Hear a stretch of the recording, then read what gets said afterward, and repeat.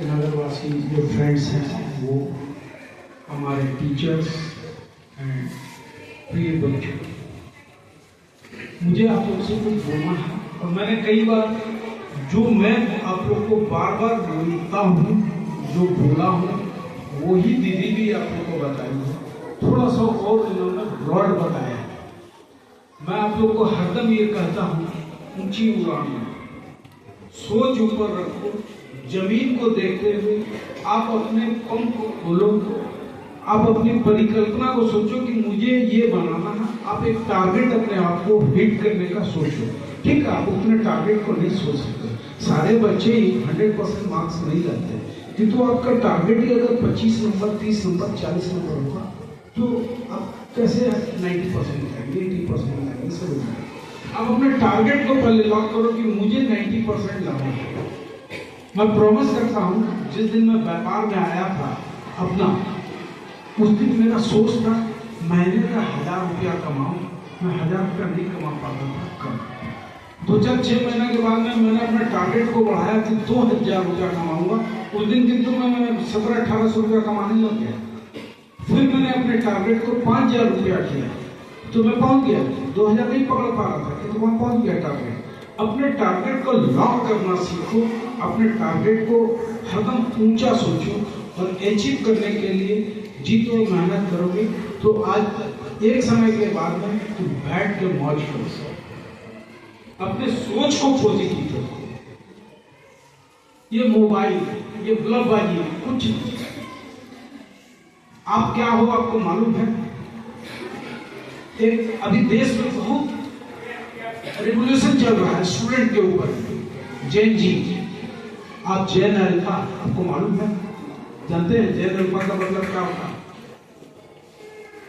अब जो 18 से नीचे बिलो है वो जैन अल्फा है।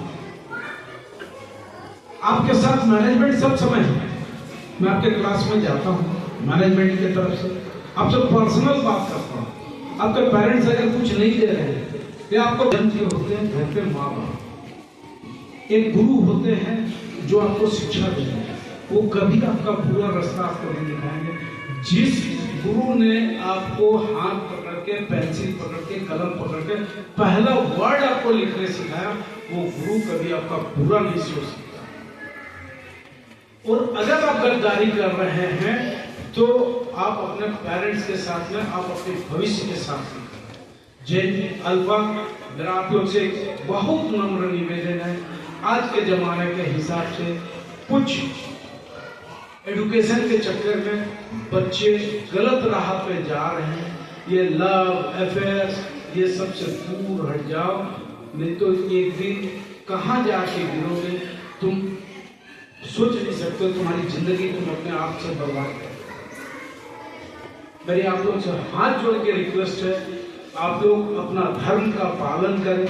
मुस्लिम है वो जरूर कुरान पढ़ें, अरबी पढ़ें, अपने मदर लैंग्वेज को पढ़ें।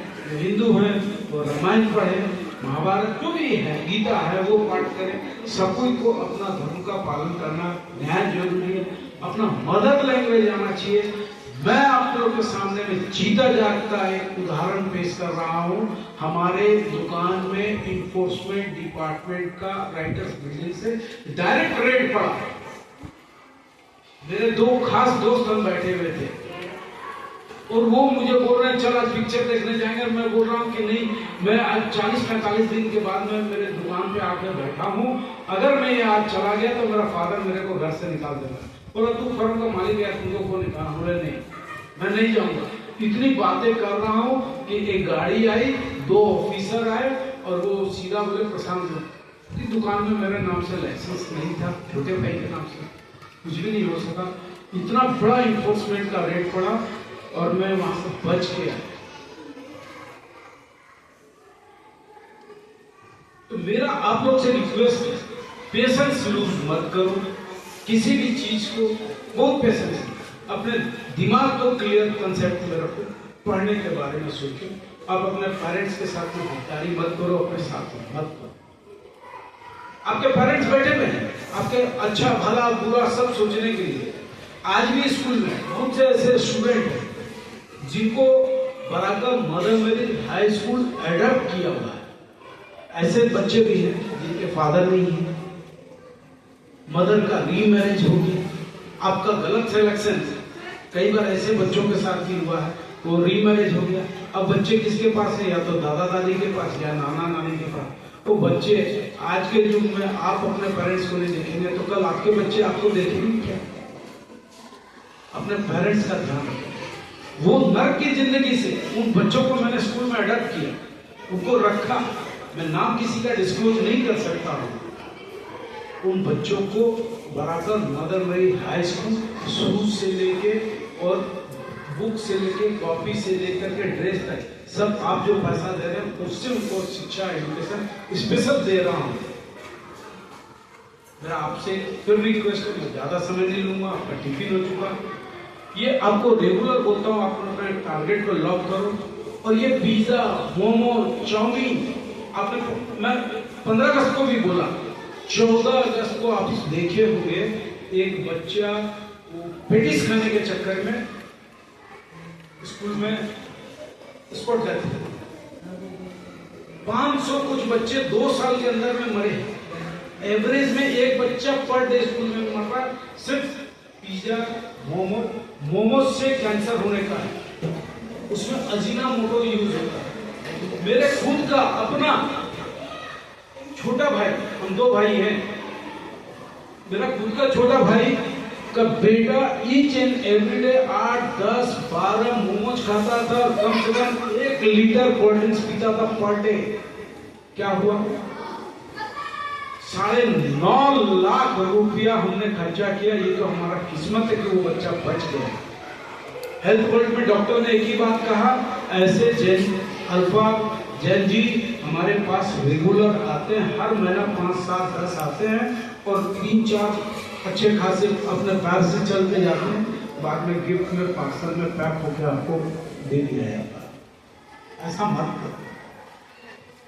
माँ बाप जन्म दिए हैं, एक संतान का खोने का क्या दुख होता है आप सोच नहीं सकते।